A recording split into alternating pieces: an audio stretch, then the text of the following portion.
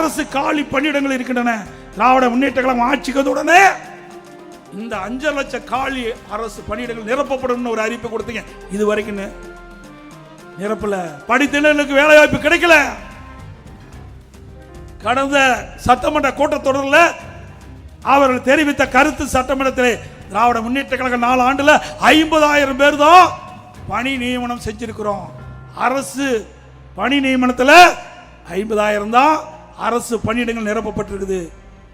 ஆக அவள் குறிப்பிட்டது 5.5 லட்சம் பேருன்னு.